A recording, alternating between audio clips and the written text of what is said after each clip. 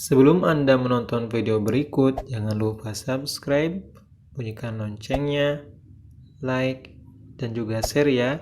Dengan begitu, berarti Anda sudah berkontribusi dalam berdakwah.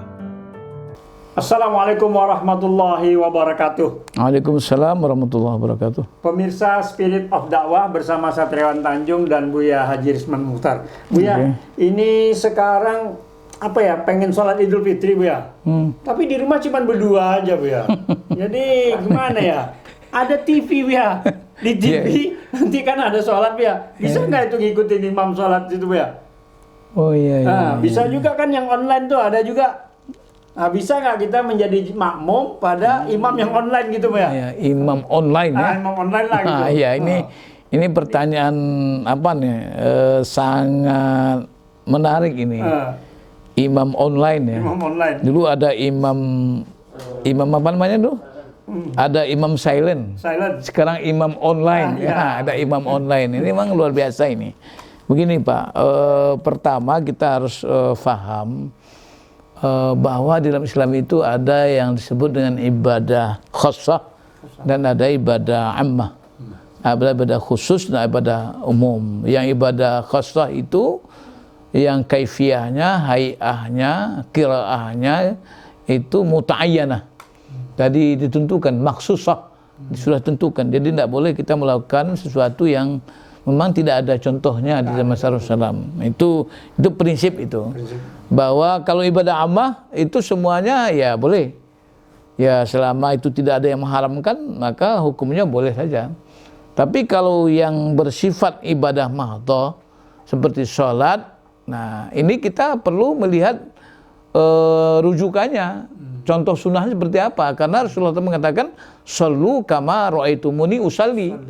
Sholatlah kamu sebagaimana aku sholat. Jadi kalau misalnya kita mau sholat, maupun sholat sendiri, sholat wajib, sholat sunnah, bacaannya, rukuknya, semua harus mengikuti apa yang pernah diajarkan oleh Rasulullah SAW. Apa yang disunnahkan oleh Rasulullah SAW. Jadi kita tidak boleh melakukan inovasi atau improvisasi yang di luar ketentuan yang ada, yang sudah dicontohkan oleh Rasulullah SAW. Sehingga ada riwayat Muslim mengatakan, man amila amalan falaysa amrun alaihi fawaradun.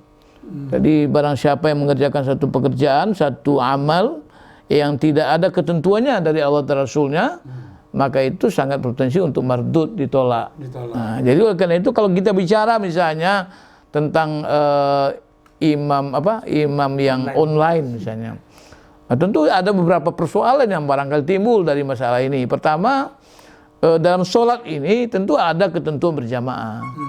Pertama, berjamaah itu kan merupakan kontrak juga itu sebetulnya. Ada imam, ada makmum, ada imam yang jelas, ada makmum yang jelas juga. Imam itu ada di belakang, imam itu di depan makmum, makmum di belakang imam. Jadi jangan ada imam tapi di belakang, tapi dia makmum tapi di depan imam. Nah, ini kan harus ada kepastian, Pak.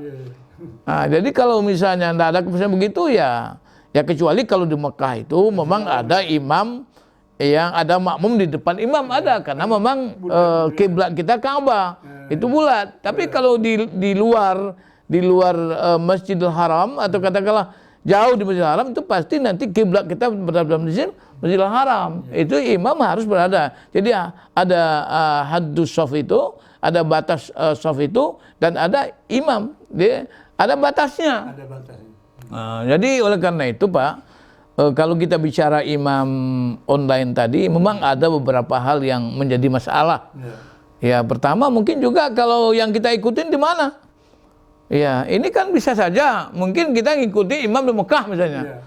Imam di Mekah itu di sana waktunya ya 4 jam lebih daripada kita.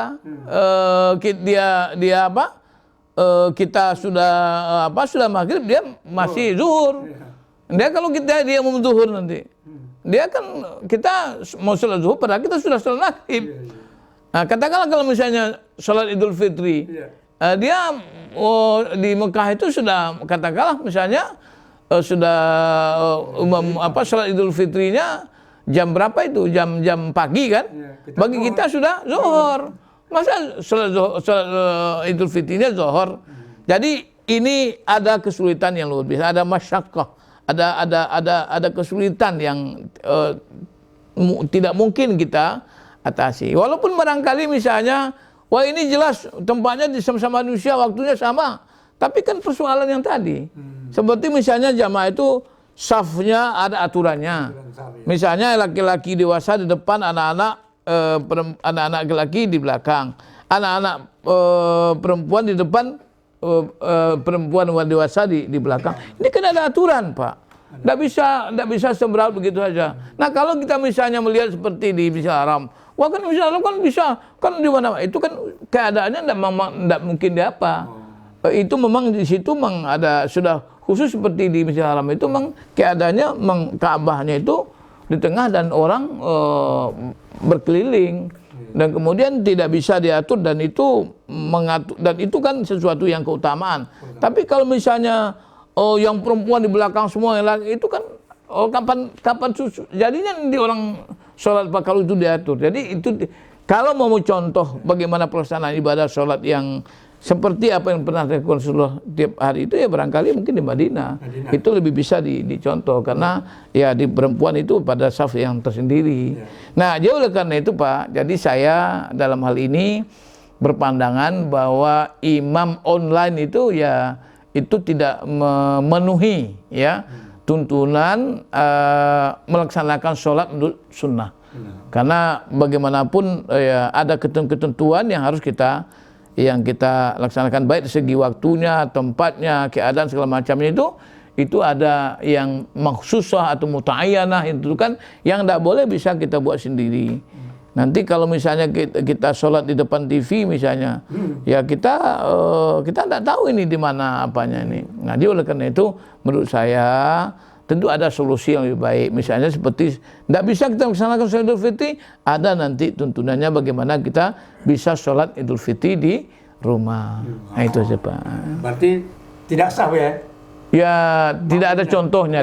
Ghair masyru', tidak disyariatkan gitu. Baik pemirsa Spirit of Dakwah, sangat jelas sekali.